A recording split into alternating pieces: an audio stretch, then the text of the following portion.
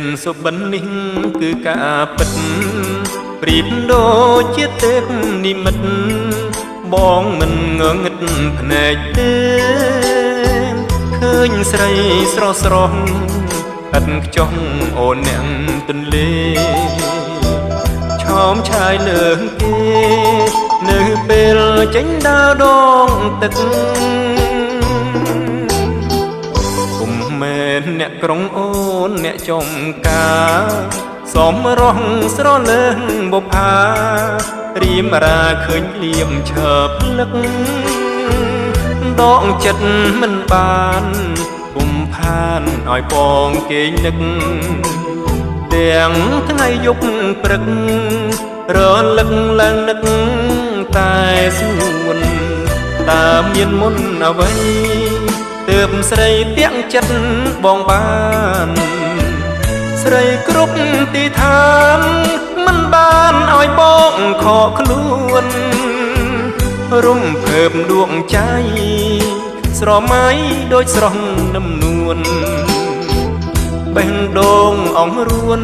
ចិត្តគុំគួនសំស្នេហ៍ជីវ៉ាអាណិតបងទេមាសមានប្រលឹងអាត្រៀតជ្រៅហើយស្ងាត់ឈឹងកងដៃសំឡឹងវេហាពួងពុះនិស័យស្រីថ្លៃដូចដួងចន្ទថ្លាបងដូចកូនមច្ឆាស្រវាអោបច័ន្ទម្ដេចបាន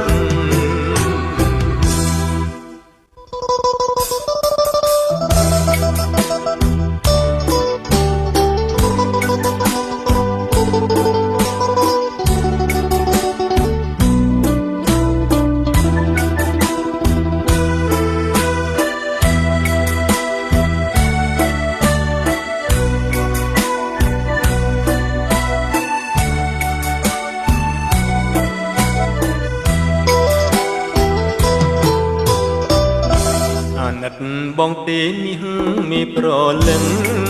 អាត្រៀតជ្រៅហើយស្ងាត់ឈឹងកងដៃសំឡឹងវេហាពួងហ៊ុំនិស័យស្រីថ្លៃដូចដួងចន្ទថ្លាបងដូចកូនមច្ឆាស្រវាអោបច័ន្ទម្ដេចបាន